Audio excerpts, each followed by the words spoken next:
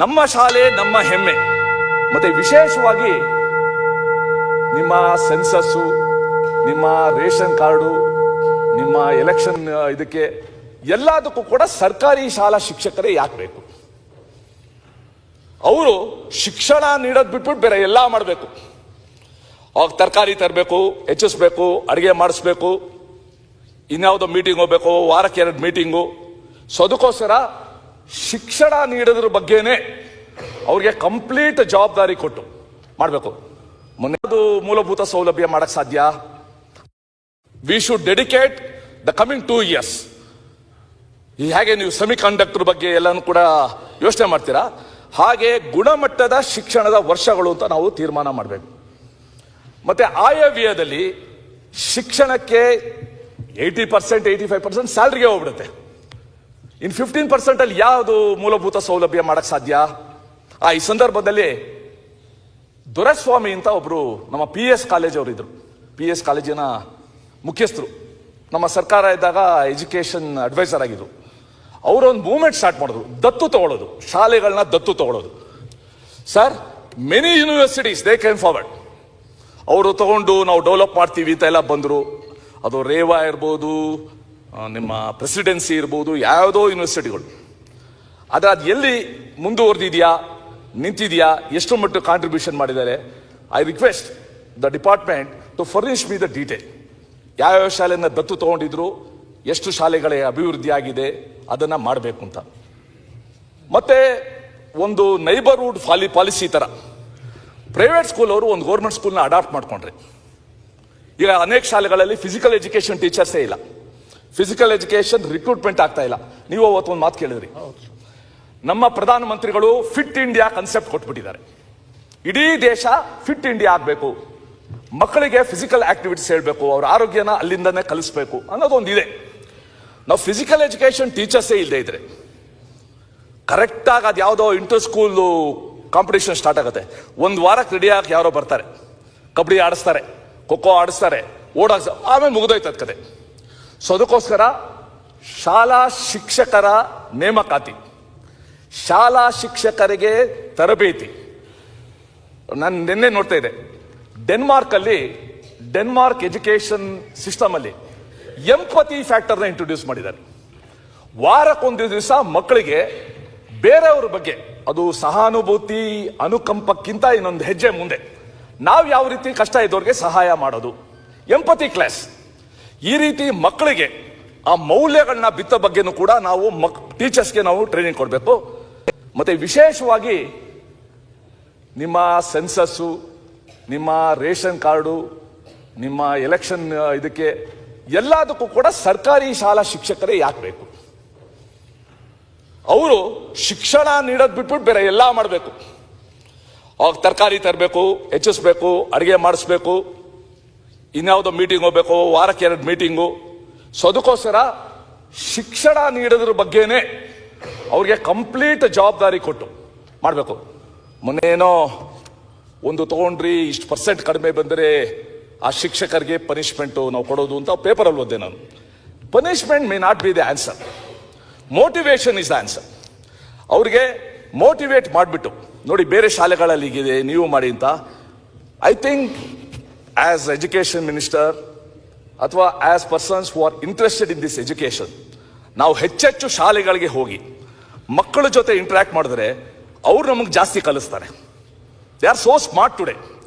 So ಈ ಕೆಲಸನ ನಾವು ಮಾಡಬೇಕು. ನಾನು ಈ ಸಂದರ್ಭದಲ್ಲಿ ನಾನು ನಿಮ್ಮ ಮುಖ ನೋಡ್ತಾ ಇದ್ದೀನಿ, ಬೇರೆಯವ್ರಿಗೆ ಯಾರಿಗೆ ಹೆಸರು ಕರೆಯೋದು ಅಂತ ಆಗಲೇ ನೋಡ್ತಾ ಇದ್ದೀರಾ ನೀವು. ಹೆಚ್ಚು ಲಂಬಿಸ್ದೇನೆ ಸ್ವಾಟ್ ಅನಾಲಿಸಿಸ್ನ ಮಾಡಿಸಿ ಕರ್ನಾಟಕದ ಸರ್ಕಾರಿ ಶಾಲೆಗಳಲ್ಲಿ ಗುಣಮಟ್ಟದ ಶಿಕ್ಷಣ ಸಿಗುತ್ತೆ ಅನ್ನೋ ಒಂದು ಸಂದೇಶ ಇದು ಇಡೀ ರಾಜ್ಯಕ್ಕೆ ಹೋಗಬೇಕು. ಯಾರು ಮಧ್ಯಮ ವರ್ಗ, ಕೆಳ ಮಧ್ಯಮ ವರ್ಗ, ಬಡವರಿದ್ದಾರೆ, ಅವರು ಇಷ್ಟಪಟ್ಟು ಸರ್ಕಾರಿ ಶಾಲೆಗೆ ಕಳ್ಸಂಗೆ ಮಾಡಬೇಕು, ಕಷ್ಟಪಟ್ಟು ಖಾಸಗಿ ಶಾಲೆ ಕಳ್ಸಂಗೆ ಮಾಡಬಾರ್ದು.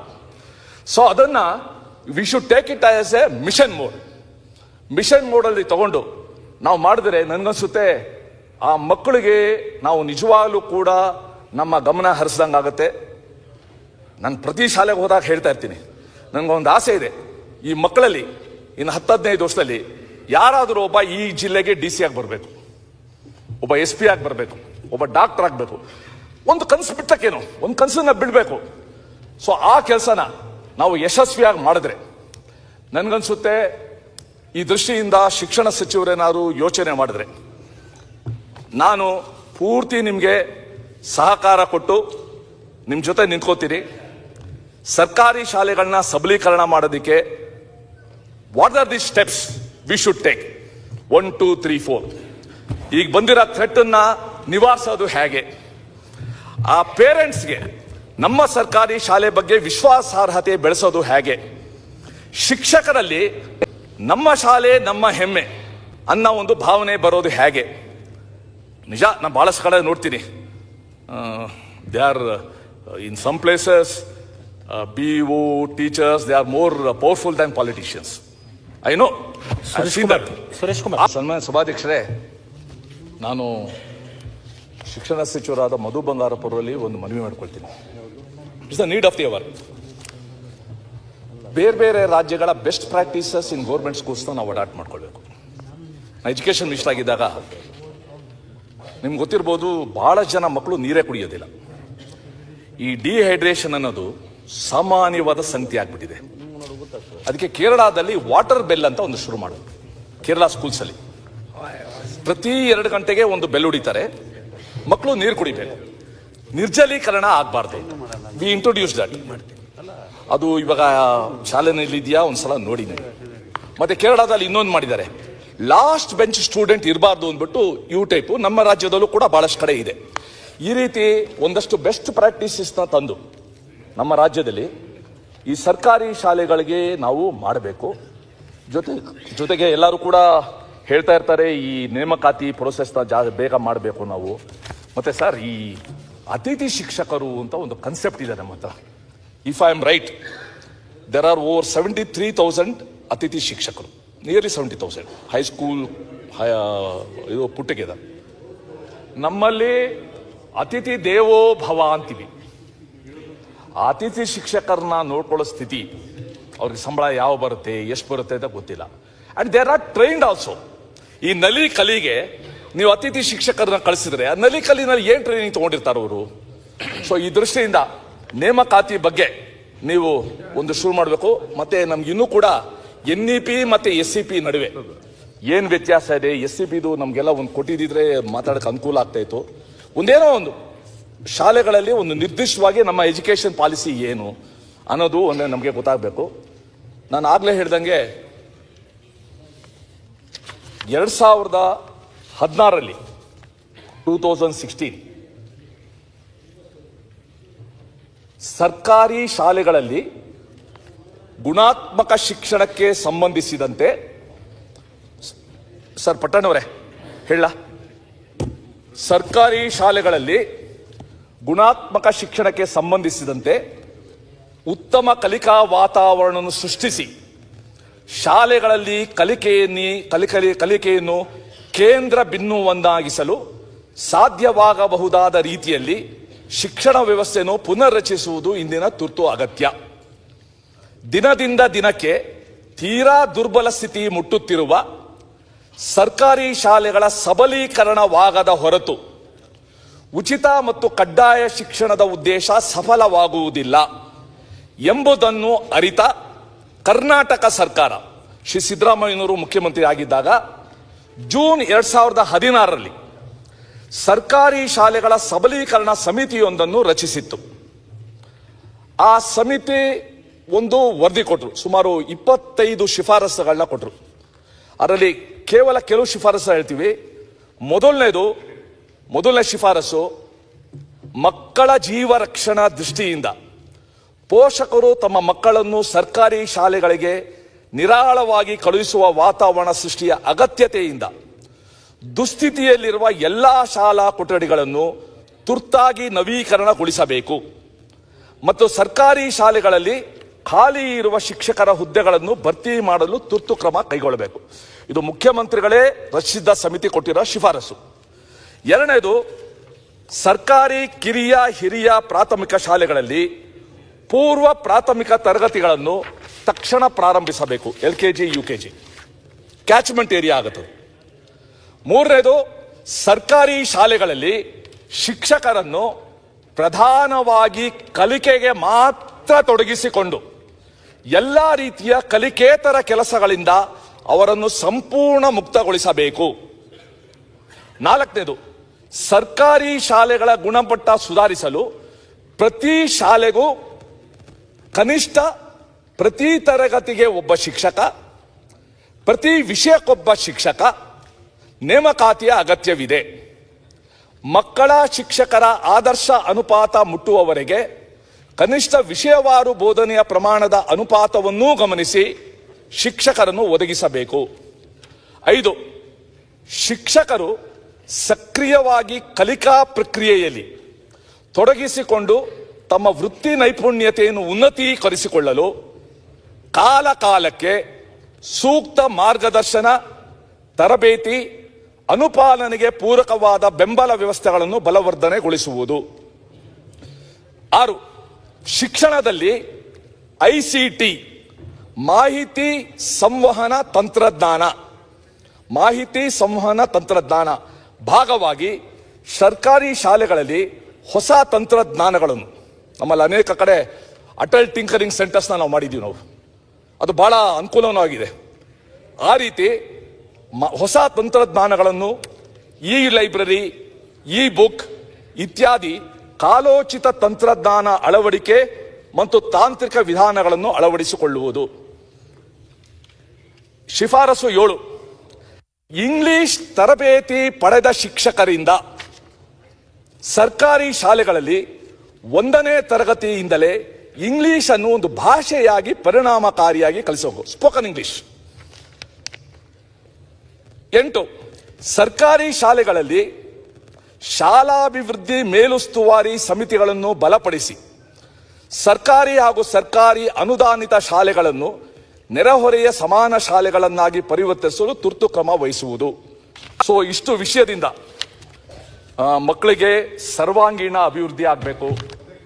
ಕೇವಲ ಅವರು ಅಂಕ, ಮಾರ್ಕ್ಸು, ಆಧುನಿಕ ಮಾರ್ಕ್ಸ್, ಇವರು ಮಾರ್ಕ್ ಎಷ್ಟು ಬಂತು ಮಾರ್ಕ್ ಎಷ್ಟು ಅನ್ನೋಕ್ಕಿಂತ ಜೀವನ ನಿರ್ವಹಣೆ ಮಾಡೋದು ಹೇಗೆ, ಸಮಸ್ಯೆಗಳನ್ನ ಎದುರಿಸೋದು ಹೇಗೆ, ಆ ಒಂದು ಅಂತಃಶಕ್ತಿ ಬರೋ ರೀತಿ ಮಾಡಲಿಕ್ಕೆ ನಮ್ಮ ಸರ್ಕಾರಿ ಶಾಲೆಗಳು ಅತ್ಯುತ್ತಮ ಮಾಧ್ಯಮ ಆಗುತ್ತೆ. ಅದನ್ನು ಮಾಡಬೇಕು. ಆ ದೃಷ್ಟಿಯಿಂದ ನಾವು ಇಡೀ ಸದನ ಇದಕ್ಕೆ ಹೆಚ್ಚು ಆದ್ಯತೆ ಕೊಟ್ಟು ಕಾರ್ಯ ಮಾಡಬೇಕು ಅಂತ ಕೇಳ್ಕೊಂಡು ನನ್ನ ಮಾತು ಮುಗಿಸ್ತೇನೆ. ಅಧ್ಯಕ್ಷರೇ, ಒಂದು ನಿಮಿಷ.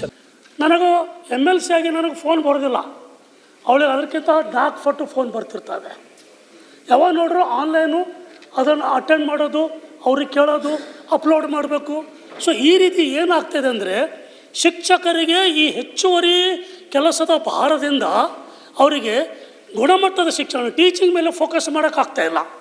ಅದರಿಂದ ವಿದ್ಯಾರ್ಥಿಗಳಿಗೆ ಸ್ವಲ್ಪ ಎಲ್ಲೋ ವಂಚಿತರಾಗ್ತಾ ಇದ್ದಾರಂತೂ ಒಂದು. ಇನ್ನೊಂದು ಸನ್ಮಾನ್ಯ ಸಭಾಪತಿಗಳೇ, ಸನ್ಮಾನ್ಯ ಸಚಿವರು ಕಲ್ಯಾಣ ಕರ್ನಾಟಕದ 7 ಜಿಲ್ಲೆಗಳಲ್ಲಿ 16,577 ಬೋಧಕರ ಹುದ್ದೆ ಖಾಲಿದೆ ಅಂತ ಕೊಟ್ಟಿದ್ರಿ. ನಾನು ಇದೇ ವಿಷಯಕ್ಕೆ ಸಂಬಂಧಪಟ್ಟಂತೆ ಕಳೆದ ಸೆಷನ್ನಲ್ಲಿ ಕೇಳಿದಾಗ ಕಲ್ಯಾಣ ಕರ್ನಾಟಕದಲ್ಲಿ 5,500 ಶಿಕ್ಷಕರನ್ನು ತುಂಬುತ್ತೇವೆ ಅಂತ ತಾವು ಅನೌನ್ಸ್ ಮಾಡಿದ್ರಿ. ಪೇಪರ್ನಲ್ಲಿ ಸ್ಟೇಟ್ಮೆಂಟು ಬಂದಿತ್ತು. ಅದೇನಾಯ್ತು ಅನ್ನೋದು ಸ್ವಲ್ಪ ವಿವರಣೆ ಕೊಡಬೇಕಂತ ಕೇಳ್ತೇನೆ. ಎರಡನೇದು ಕಲ್ಯಾಣ ಕರ್ನಾಟಕದಲ್ಲಿ ಸರ್, ಕಲ್ಯಾಣ ಕರ್ನಾಟಕದಲ್ಲಿ 5,700 ಶಾಲೆಗಳು ದುಸ್ಥಿತಿಯಲ್ಲಿದ್ದೇವೆ. ತಮಗೆ ಮಾಹಿತಿ ಇದೆ. ತಾವು ಫಂಡ್ ಅಲೋಕೇಶನ್ ಮಾಡಬೇಕಾದಾಗ ಕಲ್ಯಾಣ ಕರ್ನಾಟಕಕ್ಕೆ ಹೆಚ್ಚಿನ ಆದ್ಯತೆ ಕೊಟ್ಟರು ಒಳ್ಳೆಯದು ಅಂತ ನನ್ನೊಂದು ಅಭಿಪ್ರಾಯ. ಇನ್ನು ಮೂರನೇದು, ಶಿಕ್ಷಕರಿಗೆ ಹೆಚ್ಚುವರಿಯಾಗಿ ಕೆಲಸ ಇರೋದರಿಂದ ಗುಣಮಟ್ಟ ಕಡಿಮೆ ಆಗ್ತಾಯಿದೆ ಅಂತ ಒಂದು ಕಾರಣ ಇವತ್ತು ಎಲ್ಲ ಕಡೆಗೆ ಕೊಡ್ತಾಯಿದ್ದಾರೆ ಸರ್. ನಾವೆಲ್ಲ ಕಡೆಗೆ ಓಡಾಡಿದಾಗ, ಶಾಲೆಗಳಿಗೆ ಭೇಟಿಯಾದಾಗ, ಶಿಕ್ಷಕರು ಭೇಟಿಯಾದಾಗ ಅವರಿಗೆ ಜನಗಣತಿ ಹಿಡ್ಕೊಂಡು, ಮೊಟ್ಟೆ ಖರೀದಿ ಮಾಡೋದು ಹಿಡ್ಕೊಂಡು, ಶೌಚಾಲಯಗಳ ನಿರ್ವಹಣೆ ಮಾಡೋದು ಹಿಡ್ಕೊಂಡು ಎಲ್ಲವನ್ನು ಶಿಕ್ಷಕರೇ ಮಾಡ್ತಾರೆ. ನಮ್ಮ ಮನೆಗೆ ನಮ್ಮ ಧರ್ಮಪತ್ನಿನೇ ಸರ್ಕಾರಿ ಶಾಲೆಯಲ್ಲಿ ಶಿಕ್ಷಕರಿದ್ದಾರೆ. ನನಗೂ MLC ಆಗಿ ನನಗೆ ಫೋನ್ ಬರೋದಿಲ್ಲ. ಅವಳಿಗೆ ಅದಕ್ಕಿಂತ ಡಾಕ್ ಫೋಟೋ ಫೋನ್ ಬರ್ತಿರ್ತವೆ. ಯಾವಾಗ ನೋಡ್ರು ಆನ್ಲೈನು ಅದನ್ನು ಅಟೆಂಡ್ ಮಾಡೋದು, ಅವ್ರಿಗೆ ಕೇಳೋದು, ಅಪ್ಲೋಡ್ ಮಾಡಬೇಕು.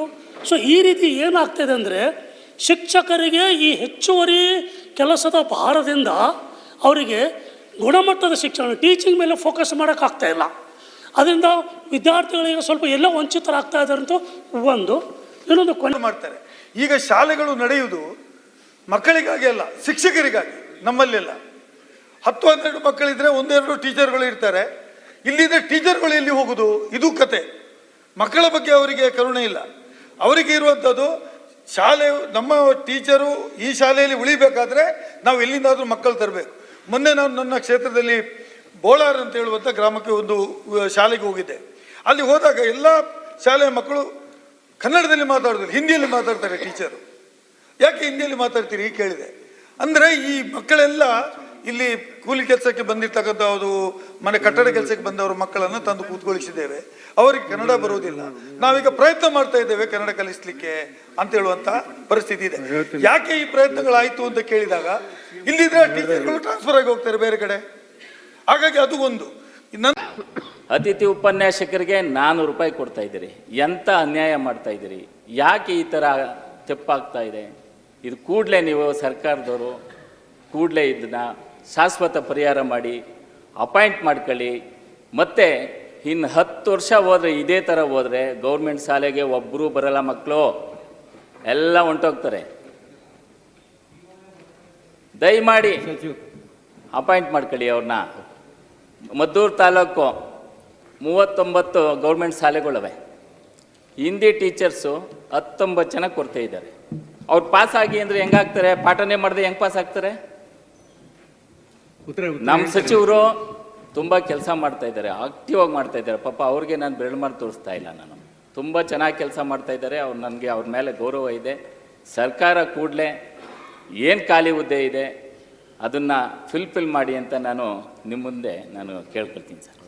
ಮಾನ್ಯ ಅಧ್ಯಕ್ಷರೇ, ಧನ್ಯವಾದಗಳು ಸದಸ್ಯರಿಗೆ. ಒಂದೇನಂತ ಹೇಳಿದರೆ, ರಿಕ್ರೂಟ್ಮೆಂಟ್ ಪ್ರೋಸೆಸ್ನ ಆದಷ್ಟು ಬೇಗ ಎಲ್ಲ ಕಡೆಯಿಂದನೂ ಒತ್ತಡ ಇರೋದ್ರಿಂದ ಅದನ್ನು ಆದಷ್ಟು ಬೇಗ ನಾವು ಮಾಡ್ತೀವಿ. ಆಮೇಲೆ Dedication is more important than designation. Sincerity is more important than seniority. Values are more important than valuables. Mindset is more important than the marks. Efforts are more important than the results. Loyalty is more important than royalty. And finally, proper work is more important than the paperwork. Thank you. ನಮಸ್ತೆ ಸದಾ ವತ್ಸಲೆ ಮಾತೃಭೂಮಿ ಅಧ್ಯಕ್ಷ ಹಿಂದೂ ಭೂಮಿ ಸುಗಂ ವರ್ಧಿತೋಹಂ ಮಹಾಮಂಗಲೆ